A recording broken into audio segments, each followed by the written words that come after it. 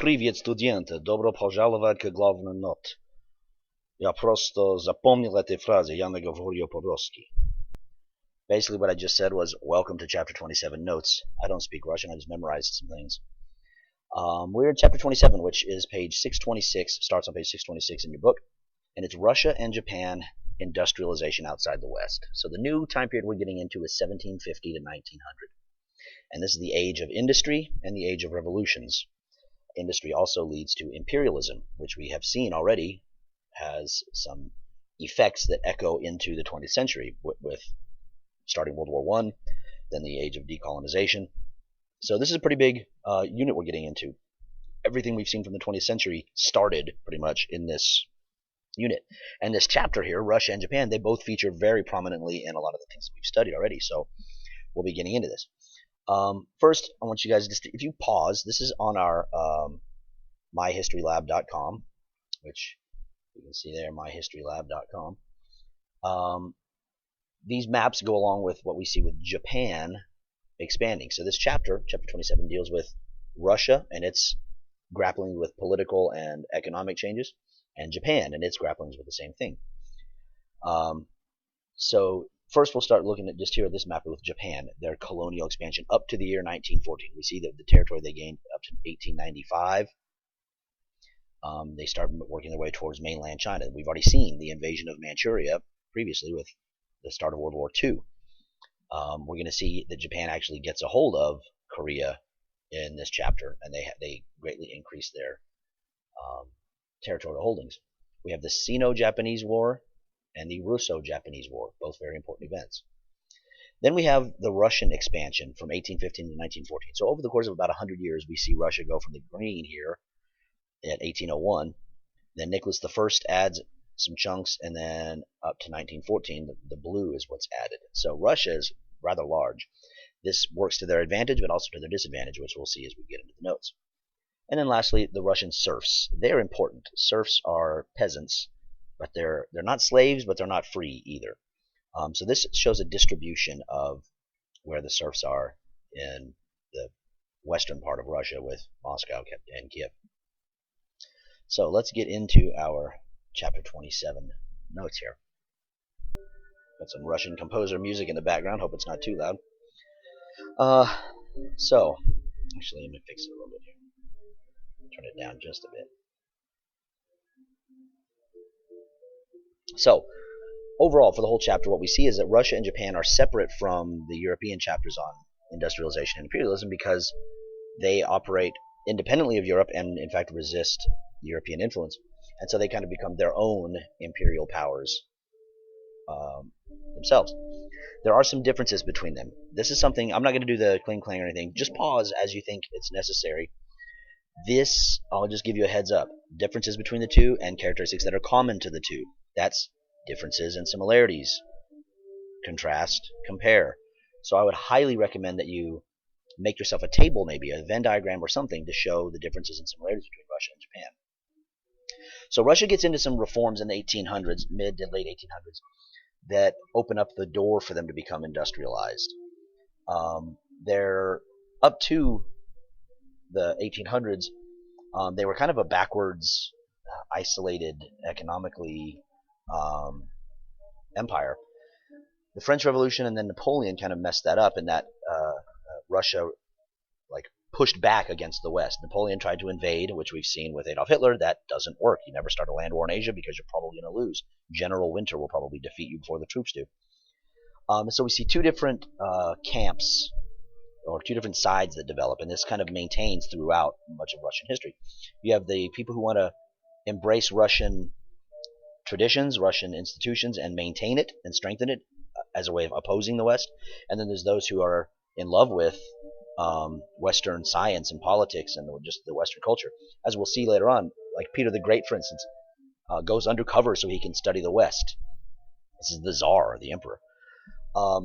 But because Russia is isolated, that Europe, we're going to see, goes through some revolutions. Well, Russia is able to avoid those revolutions in the 1800s, early to mid 1800s.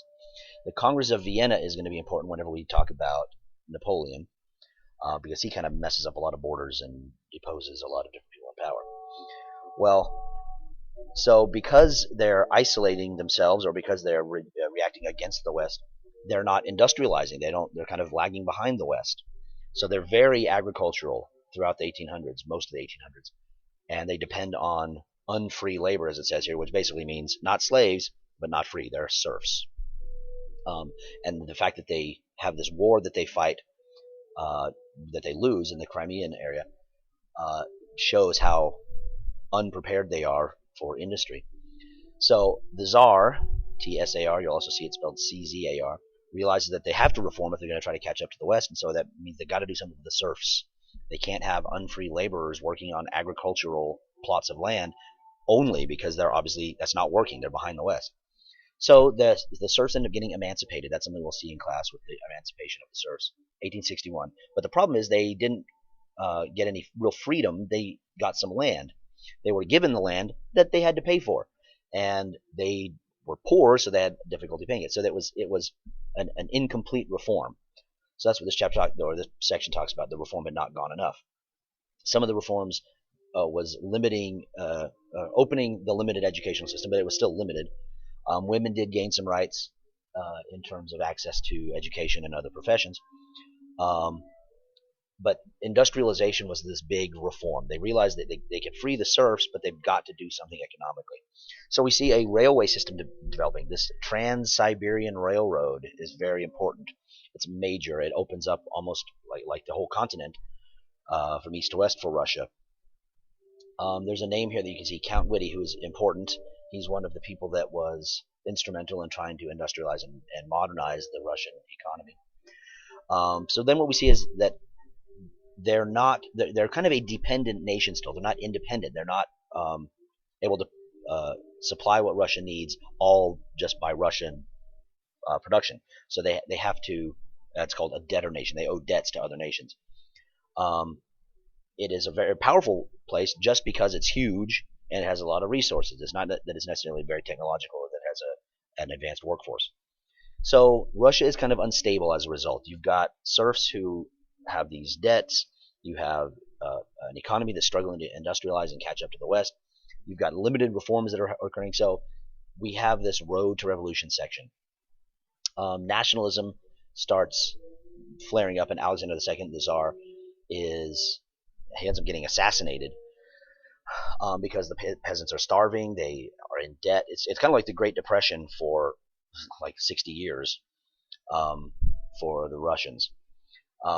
And this is, again, we see the two sides. Business people want more freedom and more political rights. The intelligentsia want big changes and a lot of social reform, but they want to keep the Russian culture, the Russian traditions. So this is where we see this philosophy come along, Marxism. Karl Marx is the guy. We'll talk about him. You need to really familiarize yourself with this. But Marxist socialism, this is where we see Lenin. We've seen him before, the rise of the dictators. Joseph Stalin, well, he was the guy that started the whole thing that allowed Joseph Stalin to be able to take power. So this is where we see the working class, the workers, the proletariat rising up. And the first revolution, we actually saw a Russian revolution in 1917, but there was one about a decade before, the Russian Revolution of 1905. The revolution itself was in reaction to the economic, the military, the social problems. We see the Russo-Japanese War. I've mentioned that already. People didn't like the war, just like they didn't like World War I, and so this creates a lot of protests, and this leads to the revolution. So the government gives up, or gives in anyway, and creates a parliament called the Duma. And then this guy's name, Minister Stolypin, introduces some peasant reforms. Another important name, another important person for you to know. And remember, pause this anytime so you can look at the information and read through. I'm really just giving you the overview of the important stuff. So Russia loses to Japan in the Russo-Japanese War, and so their focus returns to the Ottoman Empire, which at this point is still around, because remember, we're going backwards. We saw the collapse of the Ottoman. Well, part of the reason it collapsed was here, economically.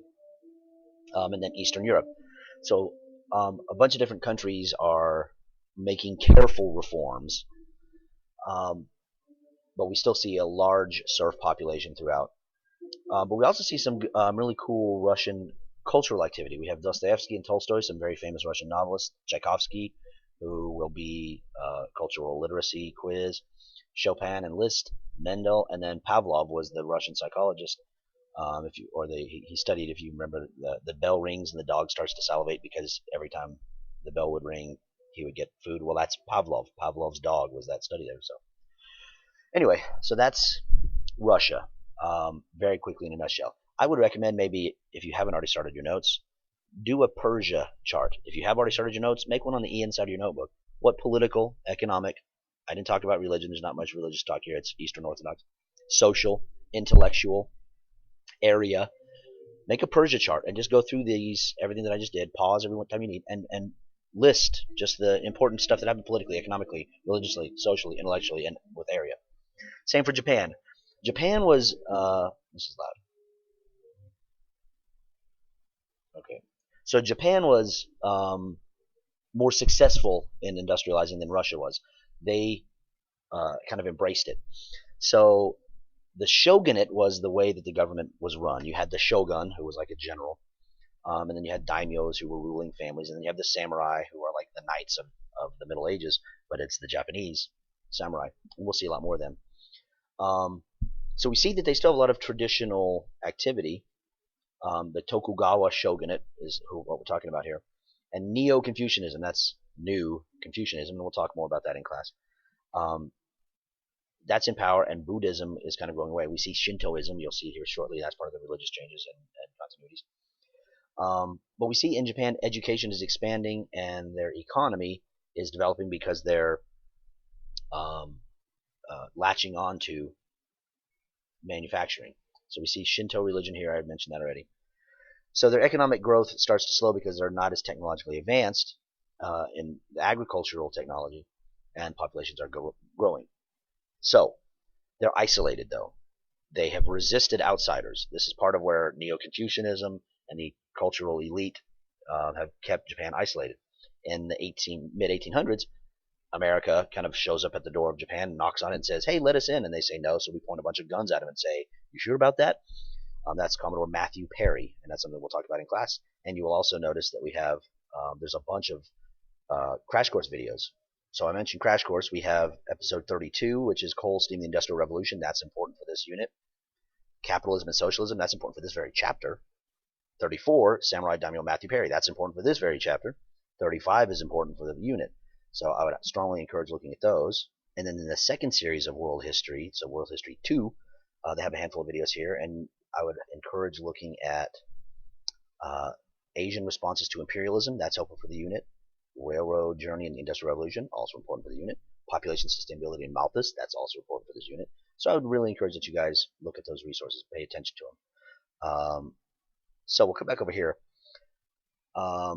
Because the United States is able to gain entry, it causes a lot of openness, but also maybe some resentment on some sides. And the shogunate is ended, essentially. Well, I mean, not essentially, it is ended. And Japan immediately starts to go through some major changes. Now, in your textbook, there's the section in-depth, the separate facts of Japan and China. Just like I might be able to say, compare and contrast Russia and Japan in industrialization, which in fact the AP exam did once, I could also say compare and contrast Japan and China. Make sure you know this stuff. Look at it. Read through it. Industrial and political change in the Meiji state is where we see the Meiji government. It's called the Meiji Restoration. The emperor gets rid of feudalism. They create a whole new bureaucracy, which is the government officials. They have a new constitution. They have a parliament that's kind of weak. Doesn't really have real influence. So Japan is trying to catch up to the West, but maintaining its own independence. It follows the West. It duplicates a lot of things and imports a lot of things. We also see these zaibatsu. That's an important term for you to know, which are basically factories, a factory system. So by 1900, Japan is in the industrial world, and this maybe helps explain why we see Manchuria and China. So I'm running out of time here. I got about 30 seconds left, so I'm going to just let you guys see this, pause it, and then I'm going to come back up here, pause it here. Get the information you need that's highlighted, and I'll discuss more of this in class. Make sure you come to tutoring. Make sure you go to the need to knows for the quiz.